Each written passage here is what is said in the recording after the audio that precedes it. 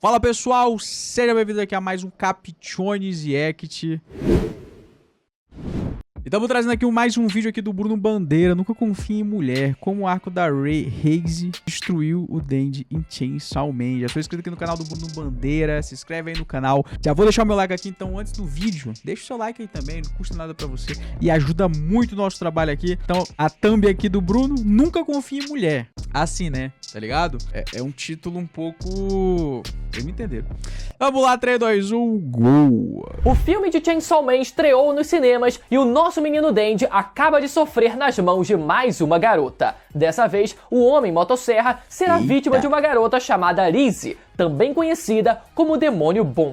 Reese, eu falei Haze. Foi mal, perdão, me retrato aqui a todos os fãs de Chainsaw Man, por gentileza, me perdoe. Serra será vítima de uma garota chamada Reese, também conhecida como Demônio Bomba. Como é que o Dandy não percebeu até agora que mulher bonita dando em cima dele só pode ser roubada, só pode ser uma bomba? Parece que todo arco... Por isso que o filme é mais 18, porra! ...arco que passa, Chainsaw Man só quer ensinar uma única lição pra gente. Nunca confie em mulher. No vídeo de hoje, vamos analisar como o arco da Reese desgraçou de vez com a vida do Dandy. Eu só confio na minha esposa. Como ele próprio disse, enquanto todo mundo só pensa em pegar o coração do Pochita, parece que não existe uma única alma viva nesse mundo que pense no coração do Dandy. Se você ficou curioso com o tema desse vídeo, saiba que nesse canal você encontra uma playlist com vários vídeos sobre o universo de... O cara só é usado, tá ligado? O cara só é usado. Ela só veio dentro como objeto. E errado. Coisa errada.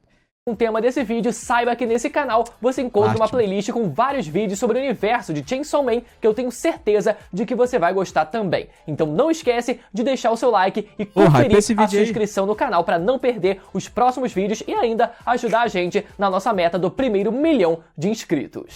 Todo mundo que conhece a premissa básica de Chainsaw Man sabe o quanto o Dandy é um fudido. Enquanto em Dandadan, Okarun teve as suas 2 bolas roubadas à força, Dandy precisou vender pelo menos uma delas para pagar a dívida deixada pelo seu pai. Mas apesar de sempre viver na merda, ele pelo menos podia contar com a companhia do seu fiel cachorrinho Serra Pochita. Na verdade, apesar de todas as desgraças... Pronto. Agora sim eu tô preparado para ver o vídeo da melhor maneira. Do seu fiel cachorrinho Serra Pochita. Na verdade, apesar de todas as desgraças que acontecem na vida do Dandy, ele sempre se mostra alguém que tenta ver o lado positivo das coisas. Seja por mera alienação e burrice da parte dele, mas também por ele não ter tido direito a nada por boa parte da vida dele. Então qualquer mínimo prazer ou conquista que ele tivesse já era motivo para ele comemorar. Nesse sentido, o Dandy até me lembra um pouco o Itadori, que apesar de começar a história muito melhor do que o Dandy começou a dele, ele passa por uma série de desgraças ao longo da série, mas mesmo assim sempre procurando manter o otimismo e a sanidade, pelo menos na medida do possível. Então, seja por inocência, burrice ou só um mecanismo de defesa para conseguir sobreviver nesse mundo que tenta sugar o pouco que o Dandy tem a oferecer, ele acaba sendo passado para trás por diversas pessoas, muitas delas mulheres. Logo no primeiro capítulo, Dandy conhece a primeira e principal mulher que vai mexer com a vida dele da maneira mais profunda possível. O nome... Bruno Bandeira, você é Sigma, você é Red Pill? É isso mesmo que eu tô entendendo? É isso? O nome dela é Makima. Logo de cara, fica claro pro leitor que essa desgraçada, porém deliciosa, só tinha interesse em domar o Dandy como um cachorrinho. E quando eu digo cachorrinho, o Dandy precisa realmente agir como um cachorro e latir com au-au pra ela. E eu não julgo, tá? Talvez eu fizesse o mesmo. E usar o coitado para trabalhar como funcionário no Departamento de Segurança Pública como um caçador de demônios. Na verdade, o verdadeiro objetivo da Makima a gente só vai descobrir lá na frente. Ainda nos primeiros capítulos, também somos apresentados a Power, o demônio do sangue que possuiu o cadáver de uma garota. Eu achei que ele ia mandar, pô, tá ligado? Eu achei que ele ia mandar. Não, e que no decorrer a gente é apresentado pra gostosa da Power. Calma. Calma, velho, calma, a gente entendeu, tá ligado? Outra que trabalha ao lado do Dandy como caçadora de demônios, mesmo ela também sendo um. E é com a Power que Dandy realiza um dos seus maiores desejos, algo que ele nunca imaginava que poderia alcançar em vida: sentir os seios de uma mulher. Os dois fazem um acordo e depois que Denji ajuda a salvar o gatinho da Power, que estava sendo usado como refém por um demônio, chega finalmente a hora do Denji colocar a mão na massa. Power concede a possibilidade dele tocar nos peitos dela 3 vezes seguidas, ou seja, o acordo tinha saído muito melhor do que o esperado. Porém, como diz o Thanos, a realidade tende a ser decepcionante. Além da primeira mãozada ter sido apenas no enchimento que a Power estava usando, por baixo da blusa, toda a experiência foi extremamente rápida e vazia de sentimento. A mão do Denji podia estar cheia, mas havia um vazio que ele não sabia como preencher. E quem decide preencher esse vazio é a Makima. O Denji desabafa com ela sobre isso e a Makima explica que uma experiência como essa é muito melhor com alguém com quem você tem uma intimidade, com alguém com quem você consegue se conectar além do físico e sentir algo a mais por essa pessoa. E principalmente uma experiência que leve o tempo que precisar para ser completa. O que o Denji aprendeu foi que não basta chegar, botar a mão e acabou. Tem que deixar a coisa acontecer com calma. E a Makima foi a pessoa que deu um gostinho disso para o Denji. A Makima se aproxima dele com calma, junta a mão dela com a dele, coloca a mão dele na orelha dela, morde o dedo dele, tudo isso enquanto seduz ele com palavras. Até que ela coloca a mão do Denji nos peitos dela. Eu aposto que todo mundo ficou surpreso como o Denji conseguiu fazer isso com a Makima ainda nos primeiros episódios da série. Mas é claro que tudo que envolve a Makima é para o benefício dela. Então, depois de quase fazer o nosso menino infartar do coração e a única bola dele começar a trabalhar, ela pede para que o Denji mate o chamado demônio pistola, e que se ele fizer isso, ela iria conceder qualquer desejo que ele pedisse. Depois de uma proposta como essa, Denji decide que iria ser fiel a Makima a todo custo, mas isso durou apenas até que a próxima mulher aparecesse na vida dele. Os caçadores de demônio são enviados para uma missão e é quando Denji conhece uma caçadora chamada Himeno. Ela faz uma proposta que quem derrotasse o demônio daquela missão iria ganhar um beijo na bochecha. Denji reage de forma instantânea, mas logo se lembra da Makima e diz que tá tranquilo, ele já havia decidido com quem ele daria o seu primeiro beijo. Mas é aqui que a Himeno decide dobrar a aposta e oferecer um beijo de língua. A missão é um sucesso e o grupo de caçadores decide ir comemorar num bar, mas acontece que tanto a Himeno quanto a Makima estavam presentes.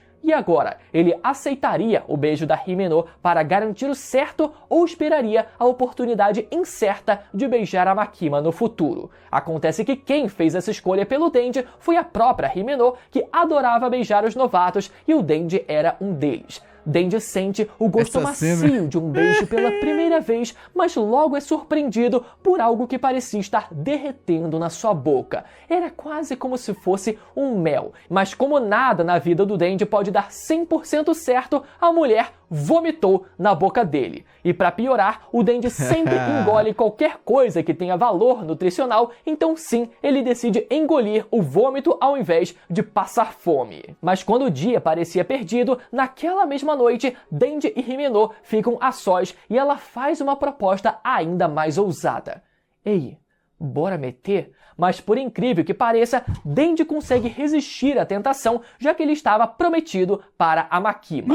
Algum tempo depois, Makima oferece ir no encontro com Denji e os dois vão ao cinema assistir uma série de filmes em sequência. Por incrível que pareça, isso fortalece o laço entre os dois, já que os dois têm basicamente a mesma impressão a respeito dos filmes que eles assistiram. No último filme, os dois até acabam chorando na exata mesma cena. E foi esse encontro que fez Denji afirmar que nunca iria se apaixonar por outra pessoa. Caralho, a Makima chorou.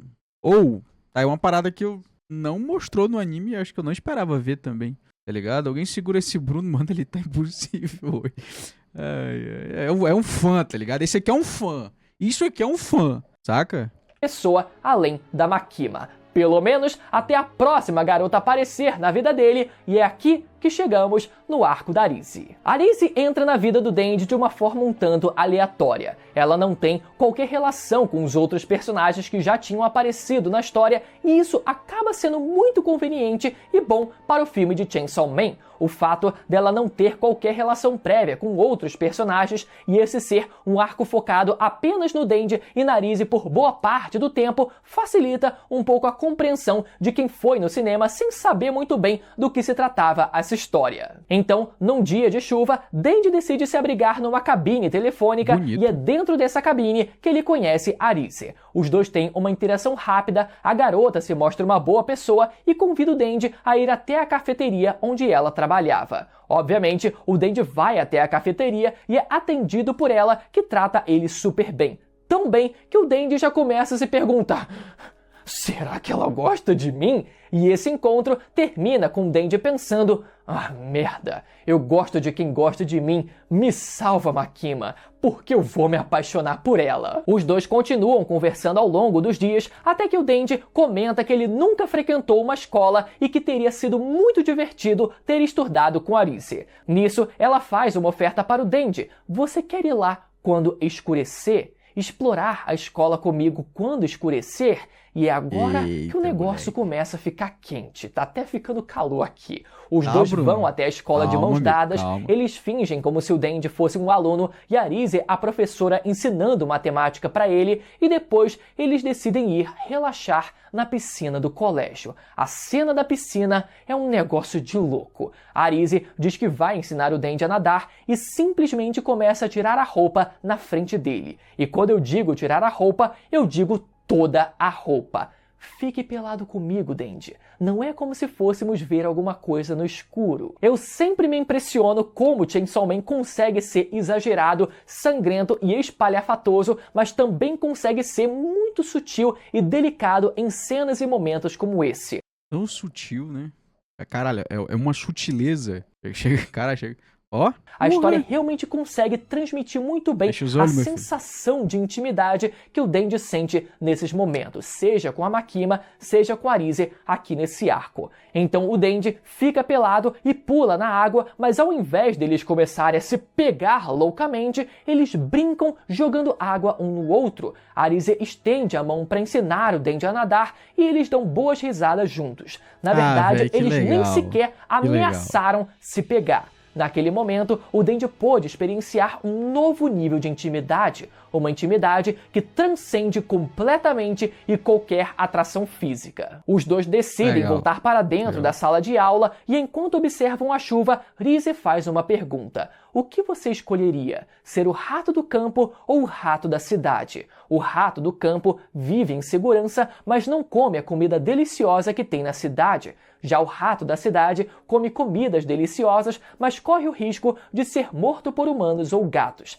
Denji responde que prefere ser o rato da cidade, argumentando que a cidade tem um rango melhor e é bem mais divertida. Enquanto Arise diz que prefere ser o rato do campo, argumentando que não existe nada melhor do que a paz. E a resposta que eles dão reflete justamente a origem de cada um deles. Enquanto Denji cresceu sem ter absolutamente nada, ele prefere se arriscar para conseguir algo melhor. Enquanto isso, Arise cresceu num ambiente hostil que a gente só vai entender no final desse arco e por isso ela prefere a paz do campo. E essa discordância é o que talvez tenha feito com que esse relacionamento talvez nunca pudesse ter dado certo. Num outro dia, os dois combinam de se encontrar num festival e o coração do Denji nunca esteve tão dividido. Quando ele fechava os olhos, ele enxergava tanto a Makima quanto a Arise. Eles sobem até um lugar bem alto para ver os fogos de artifício e Arise tenta convencer o Denji a pedir demissão do emprego para fugir com ela. Ela ainda promete fazer ele feliz e que sempre vai proteger ele. E pior, Arise apela dizendo que ama o Denji. Galera, tem como amar tão rápido assim? Não é possível. Mas o motivo disso a gente também só vai entender lá no final desse arco. Mas por incrível que pareça, a resposta do Denji surpreende todos nós. Ele admite que gosta da Arise, mas que ele está sendo reconhecido pelo seu trabalho, que de pouco em pouco ele está aprendendo a lidar com os parceiros de trabalho dele e que ele até encontrou um objetivo maior dentro desse trabalho. Então ele pergunta se não seria possível ele continuar continuar trabalhando e ainda assim sair com ela. Ou seja, aqui temos o Dendy não aceitando mais qualquer coisa que tentam impor para cima dele. Ele consegue se impor de volta e tenta negociar um meio termo. E é nesse momento que Arísia decide usar a cartada final. No momento da explosão de fogos de artifício, ela taca um beijo de língua no Dendy. E o momento em que esse beijo acontece não poderia ser mais conveniente, já que a explosão de fogos de artifício faz uma rima poética com o fato da Arísia se revelar uma garota bem explosiva, literalmente falando. O beijo, na verdade, serviu apenas para arrancar um pedaço da língua do Dendy fora, e com o segundo beijo em sequência, ela diz que vai arrancar o coração do Dendy também. Dendy consegue escapar depois de ser salvo por um cara com uma cabeça de tubarão e Arísia finalmente revela a sua verdadeira identidade. Ela puxa um pino do próprio pescoço, a cabeça dela explode, arrancando até mesmo o braço dela fora, mas ela logo se regenera e assume a aparência do demônio bomba, com a cabeça de uma bomba e uma espécie de avental cheio de dinamites. E para variar, mais uma mulher para ferrar com a vida do nosso menino Dendy. Sempre, né, meu amigo? A partir desse momento, o arco vira um jogo de gato e rato. Independente do tipo de rato que o Dendy escolheu ser, ele seria perseguido pela Arísia a todo custo. O demônio bomba mostra o seu literal arsenal de habilidades enquanto persegue o Dendy e precisa enfrentar outros caçadores de demônios pelo caminho.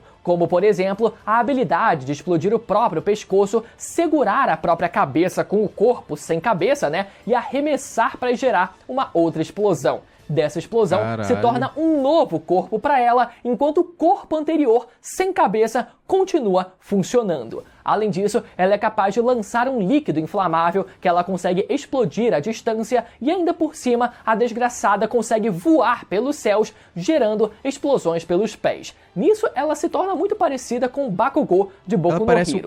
E uma vez que a Arísia consegue chegar até o Dendy, chega a hora dele se preparar para a batalha final. E enquanto ele se preparava, ele se lembra de todas as mulheres que passaram pela vida dele até aquele momento: Arísia, Makima, Power, Himeno, Kobeni e até uma garotinha random lá do segundo episódio. Dendy se lembra de todas elas e no seu maior momento de catarse na série até agora, ele lança o seu discurso. Manda. Enquanto eu estava com tanta dor que pensei que ia morrer, na minha mente confusa, eu pensei bastante e percebi uma coisa. Toda mulher que eu conheço tenta me matar. Todo mundo está atrás do coração do Serra. E o meu coração, ninguém liga pra mim? Sim, Dendy. Toda mulher só quer te usar ou te matar, e que bom que você percebeu isso. Na verdade, desde o começo da história, o que não falta é gente tentando te usar ou te matar, seja homem ou mulher. É por isso que você não pode ser tão inocente e deixar todo mundo fazer o que quiser com você. Mas ao mesmo tempo, o mundo não é só isso. E o Dendy vai perceber isso ao longo desse arco. E depois de uma breve conversa, o Motosserra e a bomba iniciam a batalha final. Vemos Arísia transformar a própria perna num míssil muito parecido com a forma como o Dendy transforma as pernas em serras e afundando o Dendy no chão. Vemos ela explodindo o resto do que sobrou do corpo do Dendy e vencendo a luta sem qualquer dificuldade. A luta só começa a ficar equilibrada com a aparição de Aki,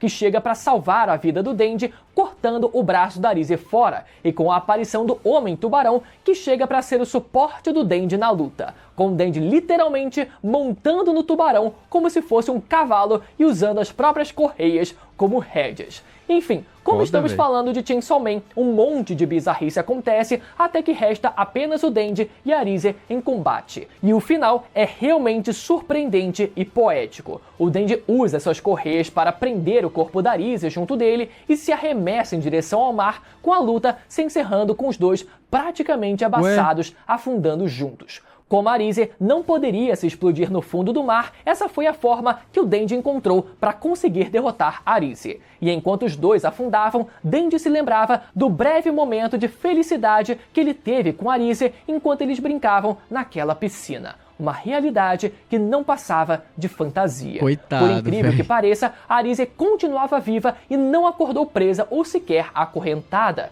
Pelo contrário, ela acordou livre e não foi entregue para as autoridades. Dendi argumenta que se ele fizesse isso, tudo ficaria com um gosto amargo e que enquanto ele puder comer no fim do dia, ele pode aceitar absolutamente tudo. E quando Arise pergunta se ele continuaria pensando isso caso ela o matasse naquele exato momento, Dendi diz que se for para ele morrer, que seja para uma gostosa. Rise pergunta se ele acha que ela gosta mesmo dele e explica que toda expressão, tudo que ela havia feito até aquele momento era uma mentira. Caralho, tudo era parte do seu treinamento. Rise decide ir embora até que Dendi decide fazer uma proposta ele próprio.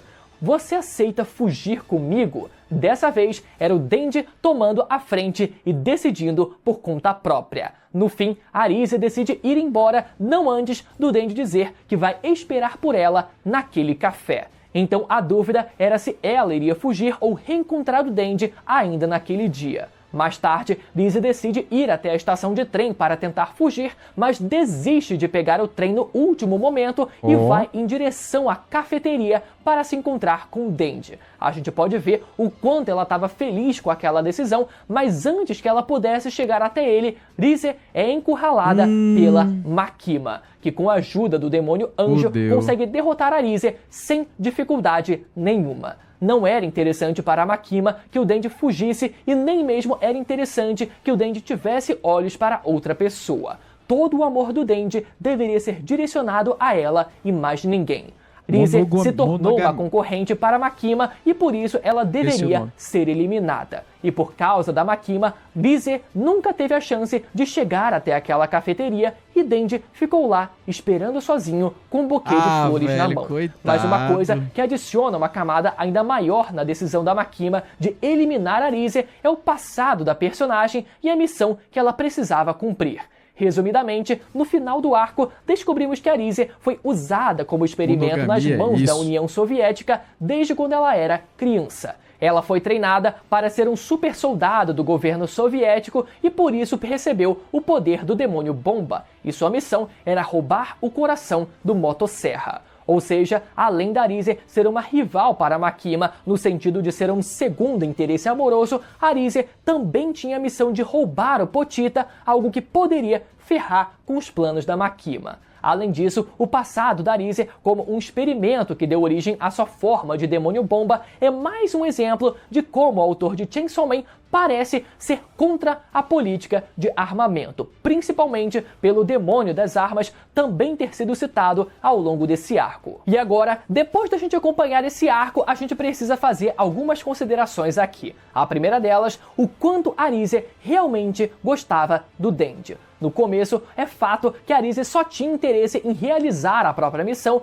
mas a história deixa muito claro que ela começa a se afeiçoar pelo Dendi, mesmo no intervalo de tempo muito curto que eles passam juntos. Foi um período curto, mas muito marcante para os dois. Quando Arise faz a proposta de fugir com Dendi, aquela era uma proposta real. Quando ela decide não fugir sozinha e voltar para se encontrar com Dendi, na esperança deles dois fugirem juntos, ela fez aquilo porque gostava dele. Ela poderia ter fugido sozinha e ficado viva, mas acabou morrendo depois que voltou para buscar o Dendi. E a cena onde ela fica à beira da morte e diz que também nunca chegou a ir para a escola, assim como o Dendi, crava o fato dela ter se identificado pra caralho com ele. Mas infelizmente, o futuro onde o Dendi e a Arise ficam juntos foi completamente frustrado pela grande vilã dessa história. Já o segundo ponto a se considerar é justamente esse, a Makima como centro dos grandes problemas da vida do Dendi. O fato da Makima ter sido a responsável por matar a Arise